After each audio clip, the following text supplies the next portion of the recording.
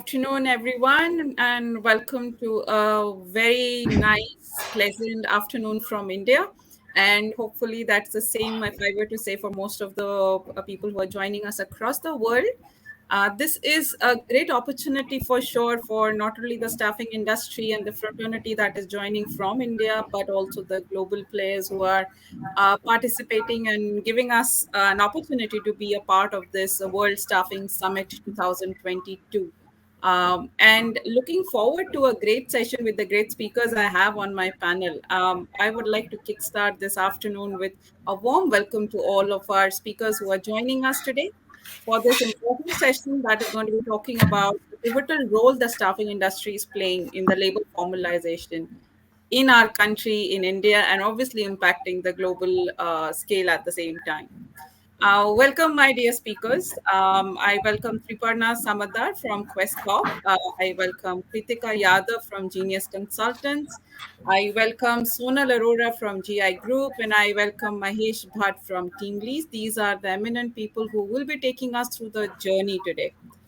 And looking at the day's discussion that we have had in the previous session, where Lohit obviously has taken us through an entire gamut of what the past has been, what the future will be, and the exciting times that we are living in today. I think we'll all agree that India is at the cynosure right now for the simple reason that labor reforms, which are going to be happening almost close to about 60, 70 years after that, and an exciting time not only from the factor of labor reforms, but also from a perspective of the industry's perception changing towards the staffing industry, the job seekers, the way things are evolving about the situation regarding contract working situation, gig workers, everything.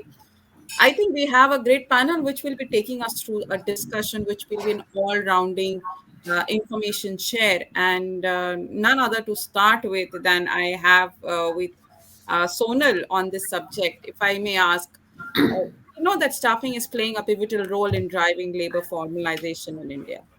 What are the possible ways you have witnessed the transition, and what is the contribution the industry is making in the same? If I may put this question to you, Sonal. Thanks, Suchita, for inviting me for this event, and thanks to the World Staffing Summit team also. As you rightly said, this is a very exciting time for the staffing industry in India. I think what we have seen in last 2 decades has not just been a formalization, but also a transition and evolution. So you touched on a very relevant point, which is the fact that now I think 15 years ago or even 10 years ago, perhaps staffing in industry in India was not really recognized as an industry. You know, we took some baby steps with the formation of Indian Staffing Federation when some of the bigger players came together. Today, we can talk about it as an industry the way we talk about, let's say, other service industries or service sector industries in India. There has been a huge acceptance from the customer side, the corporates, in terms of seeing this as a industry that is partnering with them in taking their business agenda to the next level. And also, I would say there has been a much greater, acceptance on contract employment from the job seekers or the candidate side. So, of course, gig economy, the fact that India has a population that is growing younger in terms of its average age, and therefore the attractiveness of a permanent job from their point of view is not really what it used to be, let's say, for their parents' generation. All this has contributed. And this has also led to the fact that today the policymakers and the governments look at staffing as an industry, and our voice and our, let's say, feedback on what needs to be done to improve the formal job market in India, the growth of the formal job market in India is taken seriously. So, this has been a huge shift in thinking, I would say, from all the three sectors: the employers, the job seekers or the candidates, and the policymakers. For the candidates, how it has benefited is it has obviously given them access to jobs which they did not have earlier, to employers, to experience, because in India, the challenge always is that everybody wants an experienced candidate, but we have majority of our job seekers who are freshers or with very limited job experience. So getting a first job for a job seeker is the biggest challenge, and that is where I think staffing industry has contributed hugely.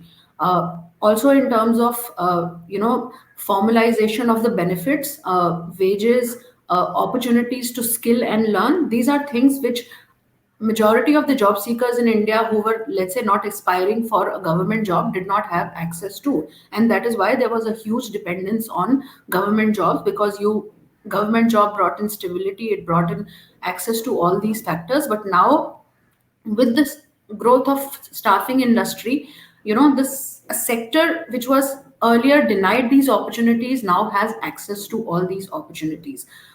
From the corporate's point of view, it has led to ease of doing business, because formalization of labor market, formalization of the staffing industry means they don't have to deal with the local contractors where regulatory arbitrage or just managing the workforce is the only value add that the service provider is bringing to the table. It's a professional industry where the customer can demand and get value creation from the service provider. So there is an entire professionalism that has come into how today a contract staffing piece is managed from end to end cycle, right from the corporate employer's point of view to the candidate to the government. So I think this has been hugely beneficial for all sections of the society. And last but not the least, this also helps in counting these job seekers or the contribution of these candidates into the formal economy. Today when we talk of Indian economy is growing at the rate of, let's say, 8.5% or 9%, ultimately we talk about formal economy. Until and unless this piece of our economy gets factored into this calculation, which for many years it was not, and I would say to some extent it is still not, because there is still a lot of informal staffing segment which needs to move into the formal sector. But over a period of time, the contribution of the formal staffing industry has increased significantly. We have a long way to go. It will continue to increase, but this is where we are going to contribute to all sectors of our ecosystem. Absolutely, Sonal. I think we have a very, very large role to play as a staffing industry, and also from the perspective that our country is a proud youngest workforce of the world and is working towards building the trust for ease of doing business. And it requires the vital push that is required not only from the industry but also from the government, the job seekers, as well as our industry has a very large role to play, as you rightly put across. With over close to 39 crore informal labor workforce, while we are grappling with an issue that 85% of our industry is in the informal, um, staffing industry is definitely in the poised position where one side, when the government is trying to bring in a formal employment, formal recognition to the job seekers, I think it's also depending on the staffing companies and the manpower outsourcing companies for sure. If I were to look at the security service, the facility management, and everything encompassing, that there is a very interesting way forward that the social security is the best one of the best schemes that India runs. However, there is a large section of the society which is deprived of that. And that's one of the areas where our compliances and staffing companies play a large role. So, if I may invite Mahesh to throw light on the same question, that, what are the possible ways you have witnessed the transition and the contribution the industry is making in the same parlance? Mahesh, if I could invite your Yeah. thoughts. Yes. Thanks, Sujita. Good afternoon, everyone. The last 2 years have really been a crossover for India.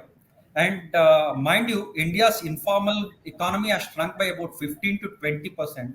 In spite of this fact, it is important to bear in mind that staffing industry has provided formal employment to at least 6 million youth till 2021, thereby giving them access to a lifelong education. In 2021, the Indian staffing industry witnessed a growth of about 3.6 percentage. The pandemic acted as a real eye opener for the companies to rethink their staffing structure, their strategies, and the roles which cannot be outsourced. Companies are revisiting their definition of core employees and exploring flexi staffing for, say, 6 months, 8 months, or 12 months contract for roles which were earlier reserved only for the permanent employees. So I believe that the hospitality and the financial institutions are on the top sectors that have seen about 50% increase in the formalization of workforce, and sectors like textiles have seen a jump of 20% as per the payroll data of the EPFO, that is our Employee Provident Fund organization. Sectors like IT, ITES, healthcare, edutech, pharma, e-commerce, BFSI, etc., and the leaders in the adoption of flexi workforce with higher penetration because of the extensive use of technology in the profiles. The pandemic has helped open up the doors for e-commerce and healthcare, thereby leading to fast adoption of flexible staffing. The informal workforce still contributes around 80% of the total Indian workforce, as you rightly pointed out. And the flexi staffing industry, we were supposed to grow at about 22% compounded annual growth rate for the year 2021. With some sectors like BFSI, tech, and logistics doing wonders, I still think that 22% growth is a conservative number, and our industry will also experience reality distortion through technology, and we all would contribute to this.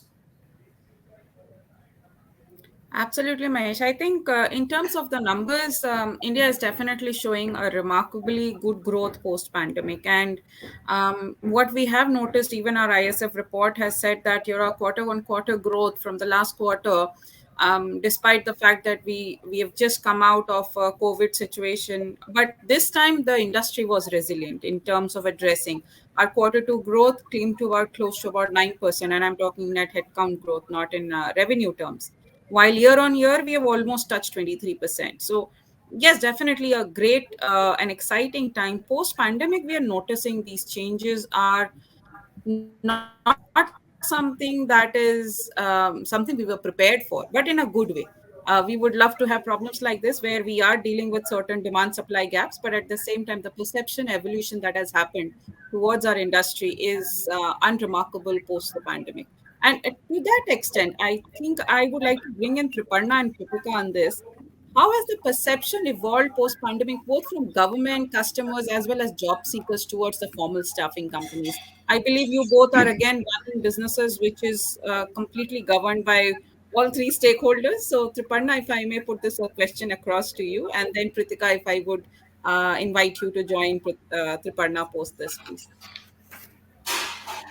Thank you, Sucheta, and good afternoon, everybody, to all the audience joining from India and all over the world. So, yeah, it's true. I mean, pandemic was a very disruptive phenomenon which had happened, and this has made most organizations face certain challenges which are similar in nature. However, the way each organization has overcome those challenges have actually been seen from two different angles, specifically for organizations who were already engaged in the formal staffing model, while organizations who were not engaged in the formal staffing organization. So the challenges typically which they faced were like erraticness of physical presence in workplace, be it offices, malls, stores, marketplaces, either shutting down for a certain time or opening with limited capacity or with restricted timings. This has impacted every individual, be it office employees, backend staff, the frontline staff, the on-field staff, everybody. There were employee health issues which were pretty challenging. So organizations needed to have knowledge on whether the employee was either affected with COVID or somebody in the family. It was imperative to know the vaccination status also. There were challenges of employee migration. So employees moved from their current work locations to hometowns, and there was very degree of willingness for them to relocate back, and the time taken to do that also. Now, these were factors which were impacting operations resumptions when the market started to open up. There were also requirements of organizations started varying very much depending on the geography, the seasonality, and government decisions. So it was tough to manage the different fulfillment considering the factors of employee movements, vaccination status, etc. There had been also extreme cases of premature contract renewals or salary cuts, despite government efforts to protect the interests of both the employees and employers. At the same time, the organizations had to manage the challenge of employees working from home, tracking them, then keeping the employees engaged, motivated, and upskilling them in these lockdown times and the pandemic times. So, while challenges were the same, the solutions were different. Organizations who were already engaged with the large formal staffing companies could take benefit of the staffing infrastructure already provided by these organizations, be it in terms of back-end operations, recruitment capability, and most importantly, the technological prowess and the penetration. These were like the biggest differentiators. So, technology, in fact, was used extensively along with the backend operations to ensure the situations were monitored continuously. So, things like the employee health status were monitored, whether they were infected or somebody in their family. This helped to identify how long the person will not be available for work, or the people could be reached out in any critical situation, the people who needed some medical support, and they could be reached out in those times. It was very important to track the vaccination status, and all the staffing companies were tracking the vaccination status. This was a big requirement even from the government sides also, because it was mandatory to deploy the vaccinated people only back into the market.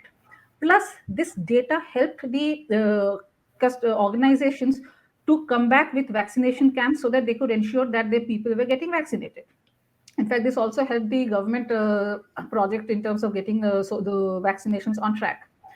There now during this time, because the physical employee connects could not happen, the staffing companies helped in creating these employee connects virtually. A lot of organized staffing companies, we have a paperless onboarding system which ensures that be it pandemic or no pandemic, the entire employee onboarding, their KYC, everything happens digitally. So the process of hiring and the onboarding, everything moves on smoothly. We conducted employee surveys. The staffing organizations conducted employee surveys to understand where the employee was, whether at the work location or at his hometown, how much time it would take for that employee to come back and join back. Now, this gave a very good idea about the hiring requirements and how to fulfill the hiring requirements. So, if a company had a requirement of X manpower, how much of the existing workforce could be joining back and how much needed to be hired.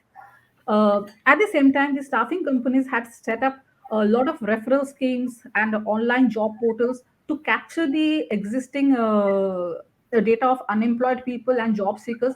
And these data was used continuously to fulfill the requirements which were coming up. Mobile platforms were set up to ensure that there were relevant contents were run for the employees to make these to engage the employees and upskill the the employees during these times. So, if you see the staffing companies, the organizations who had engaged with the staffing, actually, one more thing also happened there. While there were certain cases, pay cuts and all those things, the staffing companies ensured they worked with the organization to ensure that the government norms and the compliances were met. And that's something the government got a big support from the staffing organizations. So if you see the organizations who were already employed with who were already working with the formal staffing sector, they could actually tide over the pandemic challenges, piggybanking on the infrastructure provided by these staffing companies, be it recruitment, be it pay, back-end operations, or the technology. Now, organizations who were not involved in the staffing companies, with the staffing operations, they were either completely clueless how to tackle these issues, or they had to use a huge bandwidth of their own core employees to tie down on this challenge. So, what we have seen this the benefits which the organizations have, what they have received from the staffing infrastructure. This has enabled a lot of organizations and industries to shift towards the staffing model, and this is why post pandemic we see such a huge spurt coming in the staffing industry. So what staffing industry in a short provides is whatever, whether it's a market disruption, be pandemic or some other form, staffing is going to be the way forward for everybody. Over to you, Suchita.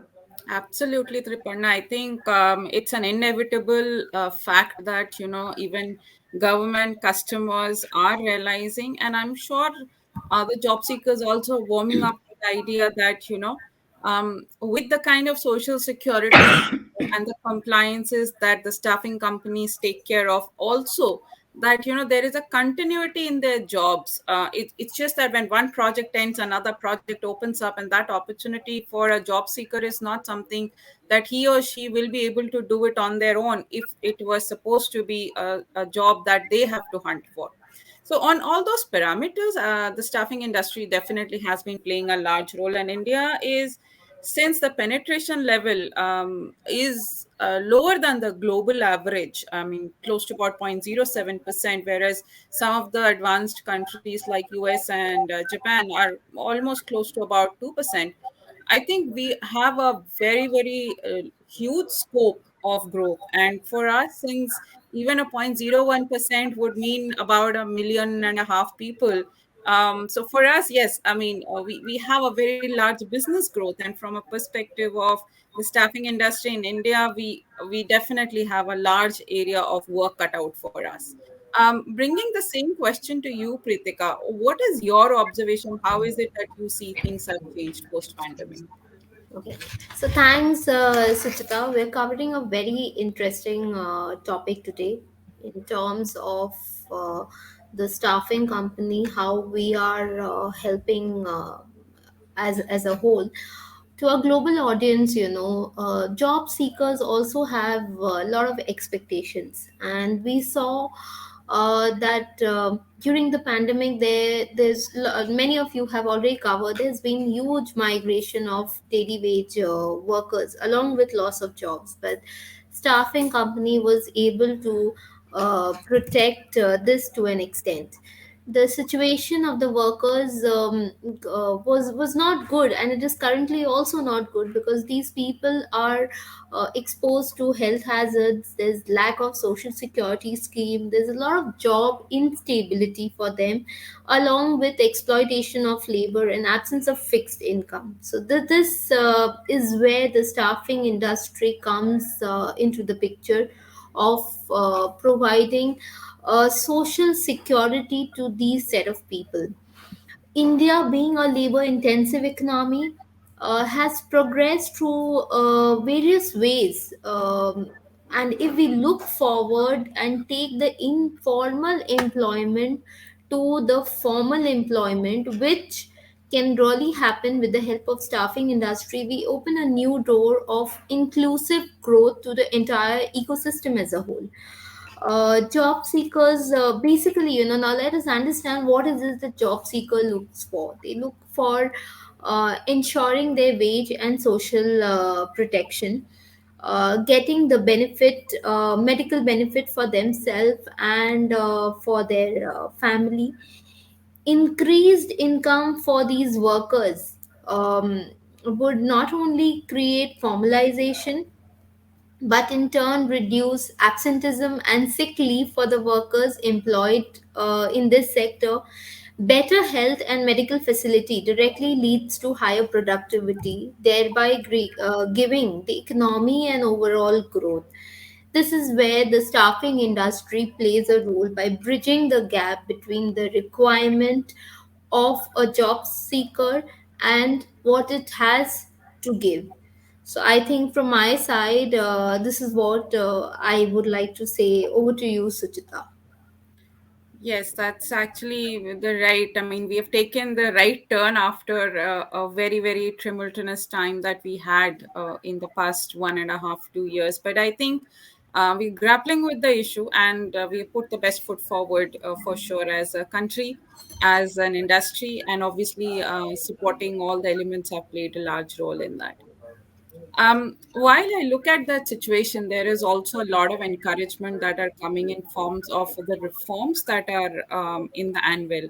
And Mahesh, if I could put this a question to you, do you find that reforms will be encouraging the active participation of the Indian staffing industry? And if Sonal, if I may invite you to join Mahesh on this question after he's presented his views, that would be a great opportunity to hear from both of you. Yeah. Yes, Suchita. I feel, see, demand in countries like India can be increased by about 5 points I can summarize. One is the formalization, the next one is urbanization, third one I can say industrialization, then financialization and skilling. See, the government reforms are bringing in social security benefits to a large mass of people. GST reforms have encouraged participants from unorganized sector to register themselves by removing multiple taxes. The government launched the e-Shram portal will help the people to register themselves without any hassle. Then the fourth initiative that the government has given is the launch of portal for registration of MSMEs. Then the government moved towards providing social security benefit to gig workers will further help sustain the growth in the staffing industry. So, by doing this, the government will also benefit. How? By reduced unemployment rate, by increasing the revenue accumulation from the GST, improved compliances, and skill improvement. So I feel the strengthening of the SMEs and MSMEs will lead to economic recovery, employment generation, formalization of the economy as almost 40% of the informal workforce is employed with MSMEs. And uh, I feel the ISF has a major role to play in making the Indian job market more formalized by collaborating with the government. Absolutely true. While ISF is doing its role and the members are obviously working towards the same, I think from a perspective of what this industry needs is also an articulation that industry experts have been doing over a period of time, which has finally um, being heard. Sonal, what is your take on the situation, on how the reforms are going to be impacted? So, Suchita, the reforms at all levels, especially in the areas of labor laws, will obviously make it easier for the staffing industry and other stakeholders in the entire process, is including the clients, on how we can all benefit from it. So today, or at least even now, while the situation has changed in the last few years, but we are far from a ideal situation where we can say that the labor laws in India are friendly towards the corporates, though there is a lot of focus on ease of doing business, but still there are a lot of restrictions, there are a lot of outdated regulations which employers and staffing industry players have to deal with. So once these reforms actually, come into play, which have been in the pipeline for a long time, it will make it that much easier for the industry and the employers to focus on the actual value creation for the employees, for the economy, focus on adding new jobs without really, having to deal with these kind of regulatory ecosystem challenge related, baggage. Uh, we have a long way to go, and I would say the journey has been probably a bit slower than expected. We have been anticipating these reforms for a long time. Some of them have materialized, and quite a few of them are still in the pipeline. But this will actually help the corporate India and the staffing companies to focus more on what needs to be done for creating more jobs, as well as, adding more value to the entire process. Now a good amount of effort on everybody's part goes into just managing compliances which are really not, beneficial for anybody. I mean, the idea is not that there should be no checks and balances in place, but the checks and balances should actually be enablers, uh, and not more of a disenabler, which right now the situation sometimes tends to be. So I can see that the government is trying to address these issues. It will take some more time, but these reforms will help the industry grow. Again, when the focus is more on value creation towards the employers and the candidates, towards skilling, towards giving them proper benefits, it will also attract more professional talent into the industry, because then you also have within the staffing industry a pool of people who are interested and excited about taking the industry to the next level. So I think this will be a big enabler for the staffing industry as a whole, and of course, not just for the staffing industry, for entire Indian economy, because this will really help us uh, push the job creation to the next level, where we can actually provide. I mean, we have today between 12 to 15 million new job seekers entering the economy every year, and right now, a large number of them still struggle to get a suitable job. When we can focus more on these kind of challenges rather than the administrative challenges, obviously it's going to be a win-win situation for everybody. Just a follow-on question to what you and Mahesh have just said, and I'll possibly just highlight one of the points you said is the administrative hassle. Now, while India is perceived that land, labor, and finance are the three important ingredients for making India an attractive investment destination, and that's what our Prime Minister has been looking out to encourage more investment, attract more investment in India. Obviously, labor is one of the important and I would say a large contributor to make that happen. Do you think India is poised with the kind of reforms, and I'm not talking just the labor reforms, for all kind of reforms, budgetary aspects, and considering our budgets are going to be announced very soon, and fingers crossed, I'm hoping that this time will be slightly different, though we don't want to stretch the finance minister any further for sure. But what do you think are the anticipation that the world holds at this point of time if they were to enter India, both from a perspective of investment and as well as if they have to enter as a staffing company to set up operations or expand their operations in India? I'm just taking some notes from the discussions you just brought in, and it was an interesting thought. If you feel, I mean, I invite all four of you to participate in this because all of you are giving very diverse perspective. It will be a welcome discussion if you have any footnote on that.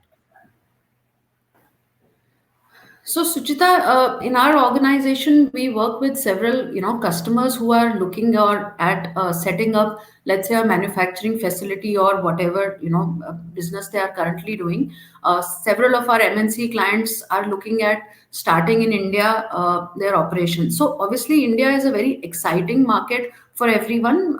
From the very simply from the point of view that it's a huge market, and there is a large amount of addressable market that's available for almost all industry sectors. But a common undercurrent also is that while yes, there has been a great deal of effort in terms of improving the ease of doing business, there is still a long way to go. Starting a new industry or starting a new company in India still requires multiple registrations, multiple approvals. So definitely we have covered some ground, and I think we should, without underestimating or without being complacent about the kind of distance we have covered, we should look at how more we can ease the doing of business for our corporates, especially because that's one way we can have more jobs coming into the economy, which is our biggest challenge.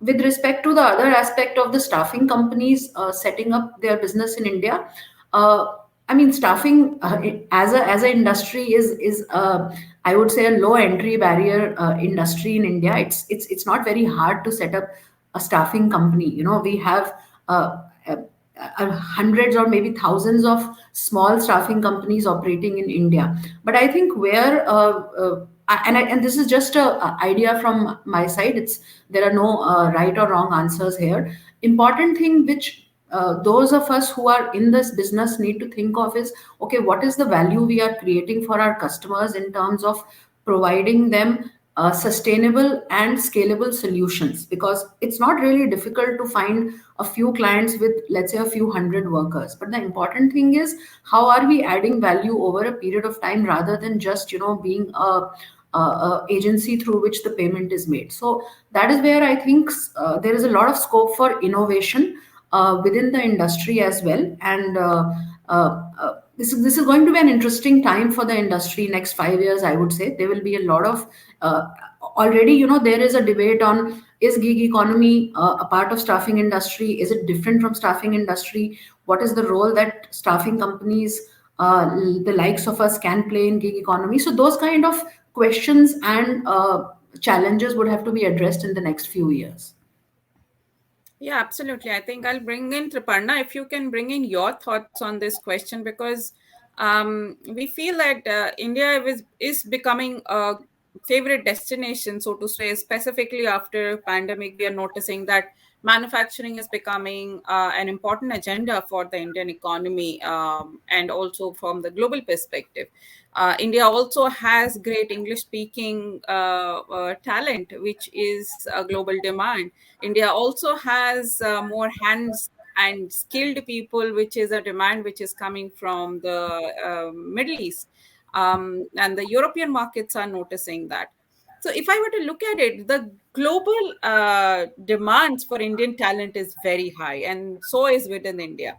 And now that the globe is interested in setting up their operations in India, how lucrative it will be for the staffing companies, considering the all the formats of reforms that are happening to support these investments in India, if you have a perspective on that. Sure, Sucheta. So, see, the staffing industry in India, first of all, has access to the biggest resource, which is the human resource. And this is something which nobody else has. Second thing, what they're equipped with is the know-how of the payroll and the compliances, which are the prevalent with the with the in the country, and as well as the different labor reforms also, which are going to come up, and how to prepare for them. So, any organization, be it from the global or within India, starting to come into India, starting up a new business, what they need to look at is that they would obviously would not want to invest immediately so much into the manpower, and they would be definitely looking into the benefits which the staffing organizations are providing them with respect to the payrolls, the first the manpower, and based on the business growths what they are seeing, they will see the they can ramp up depending on the requirements, which are they can ramp up or ramp down, or do different models. If you see today, staffing industries have are working across different formats of employment. It can be long-term fixed term employments, or it can be short-term employments of certain fixed periods. uh, the industry, the staffing organizations are also having a big pool of technology with support for them, which can help these organizations to set up shop. So, the I think with the industries coming into India and opening up, staffing organizations are going to see the will be one of the very big beneficiaries of the same. Absolutely. And I think with the national license and the state license, the staffing companies, which will be able to operate immediately as soon as they are ready to start the work, is a greatest tool that is going to be happening for the staffing companies in India. And to address Sonal's point that, there are so many small setups that are coming up, which is starting to provide the services of a staffing company. I think streamlining those is one of the biggest agenda that the government has, because at the end of the day, safeguarding the interest of a job seeker as well as the corporate is the first priority the government is looking at, while bringing in any of the reforms that they are currently looking at. So yes, a brilliant point for sure, and brilliant time for India. Mahesh, would you like to join in on any additional aspects that you see that, the global stakeholders will be benefiting out of the reforms that are happening in India and attracting investment? See, I believe if you ask me, India is a place where people have to invest now, because the government, obviously, with the charismatic prime minister being there, he is expecting the global world to come and invest in India. So he is giving lot of focus on changing the laws. See, the one thing which was driving the MNCs from away from India was the complexity of laws that were involved.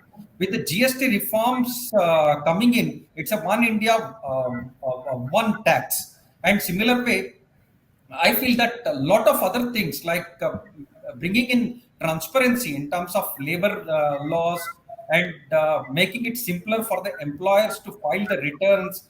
So I feel that this is going to be a great time for the world community to come and invest in India, and it would be a great time for informal employment to get into formal one. Absolutely. Pritika, your thoughts on this, please? Yes, so it's always good if you're the last speaker. Almost everyone completes everything. So I would like to say a few things. India is a country with opportunities. The current government has made a lot of policies which are in benefit both from the job seeker angle, from the client's angle, and from the staffing industry angle. Like somewhere in between the conversation, we mentioned that there are many companies um, there are many companies, who start off, and there are very small time companies which are open. But in India, some of the benefits of staffing companies, or a company which is formal in nature in terms of staffing, the benefits that anyone can get is ensuring that the statutories are on time, they are complied with, the insurance benefits are given to the people so that they form a part of the formal employment, which is also the major discussion of today. So these are some of the benefits that people get if they are associated with staffing companies in India. Government has also brought in a lot of new schemes, like we have the apprenticeship model, we have make in India model.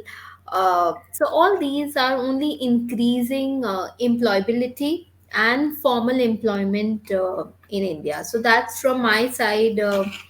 Suchita, over to you.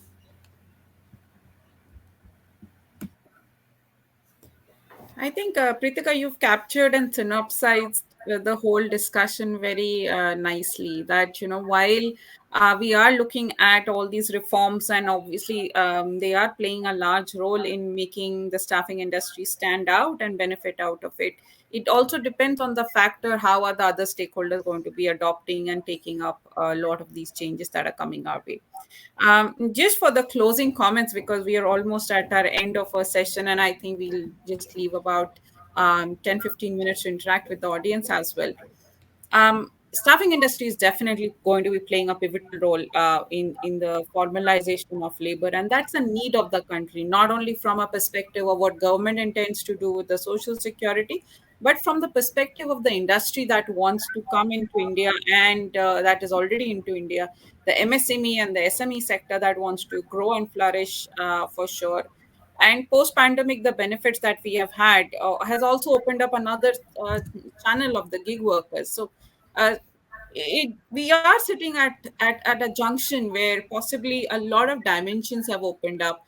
Apprenticeship is on the other side, has become one of the area of interest for the government to push that agenda, whereas there are labor reforms that are happening, there are financial reforms that are happening, which is going to be supportive from a perspective of a lot of schemes that are coming in, the financial support required for the startups. And if we see the way industry has been growing exponentially post the pandemic, and touch wood for that, it's a great year ahead that we see. So if I may request all of you to come in with your closing comments and the observations, that would be wonderful. And this time, if we may start with Pritika so that she doesn't come in the last. That would be a great to start. And following that, if you request Pripanna, Sonal, and Mahesh in the order, please. Oh, thank you so much, Suchita. Yeah, so I think I should thank you first for giving me the opportunity.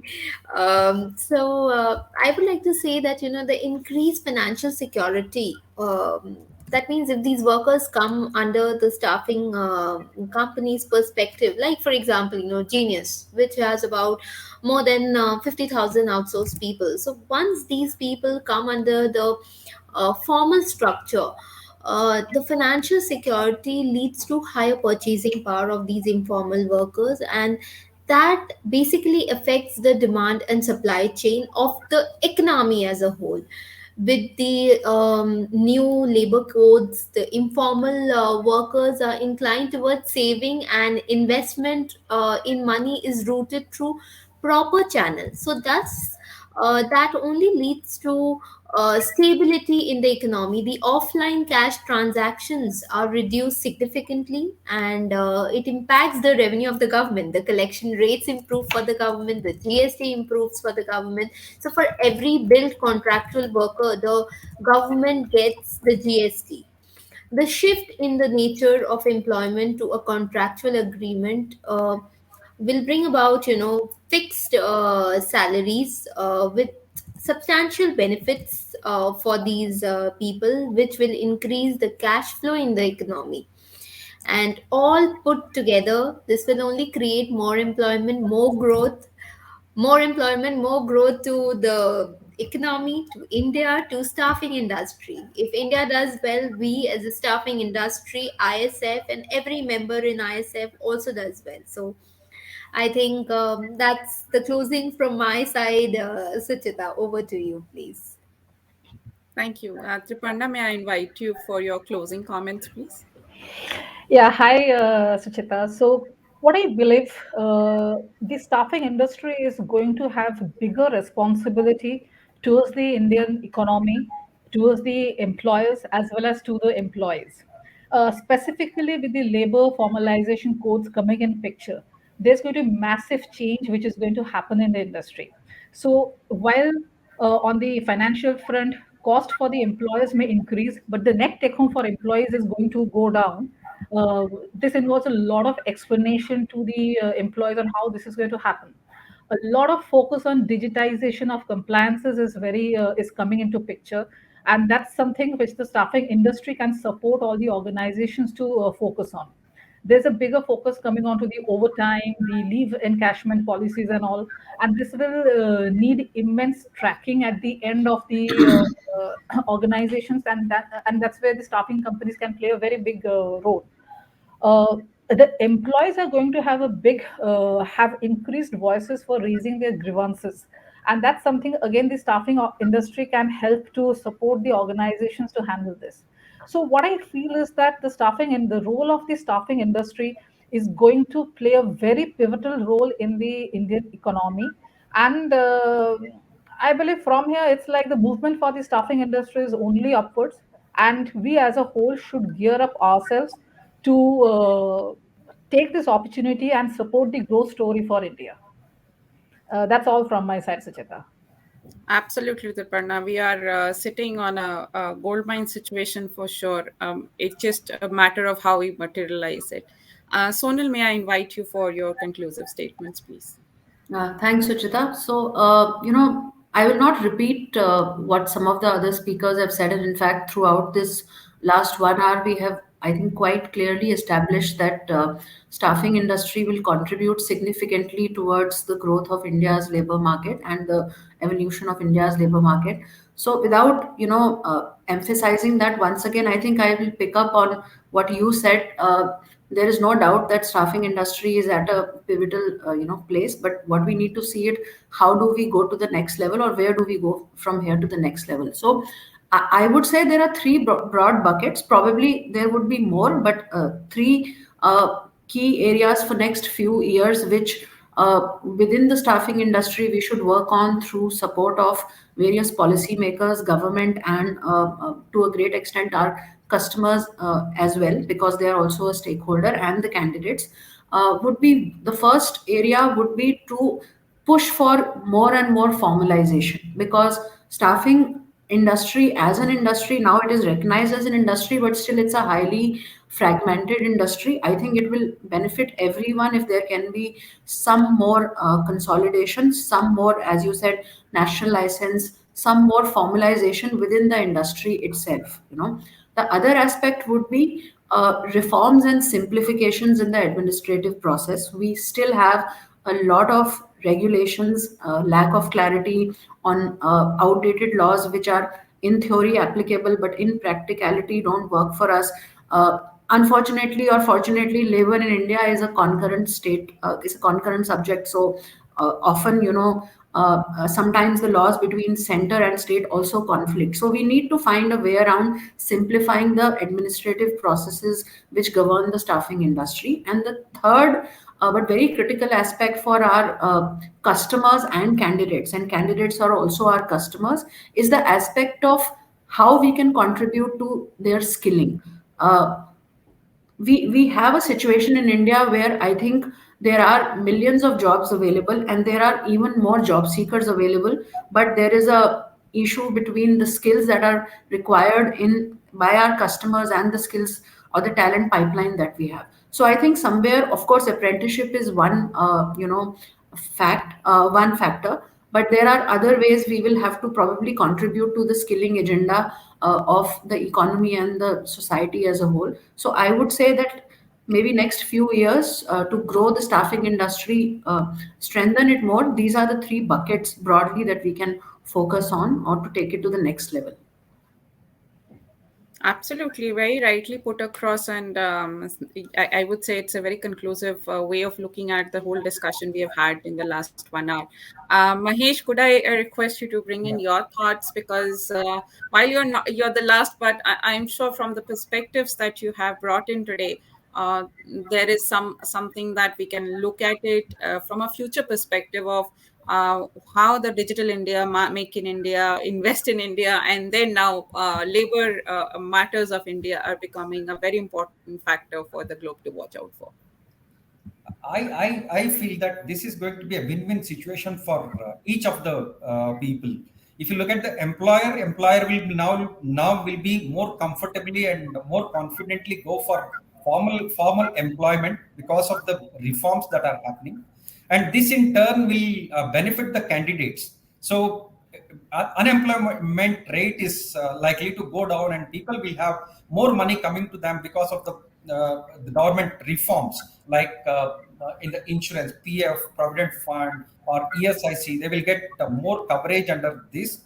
So people will be candidate will also get more skill. Their improvement skill can get improved because they are working with larger organization which believe in employees' welfare. Then on the for the government, so it is going to help in terms of bigger tax mop up, and also it help India's economy grow.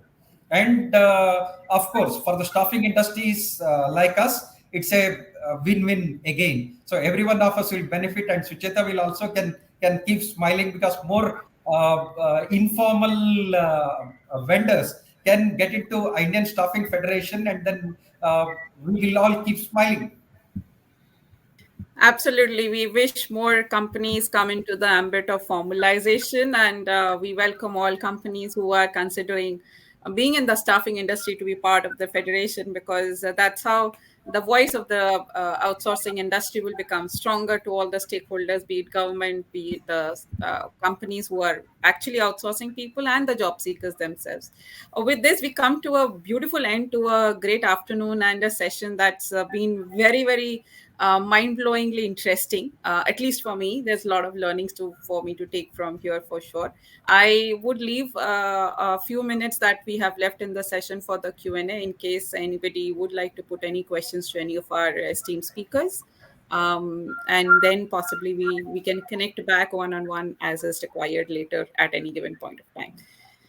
Over to you, the staffing summit professionals who are handling it. If there are any questions, do let us know for us to handle.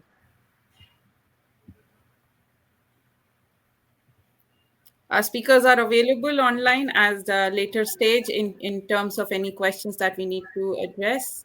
And while keeping the time intact so that the next session starts on time, we bid adieu for now.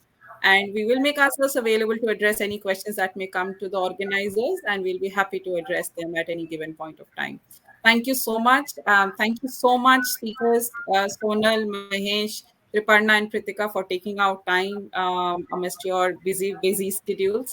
And I understand this is a year and the quarter that's going to be brilliant to look out for. Wishing you all the best and looking forward to connecting back soon on a future session together. Thank you, Jan, and the organizers. Beautiful session for us to be part of. Thank you so much. We'll Thank log you, off. Jen. Thank you, Suchita. Thank you so much. Thank you, Suchita. Thank you, Jan. Thank you. Thank Bye. you, all of you.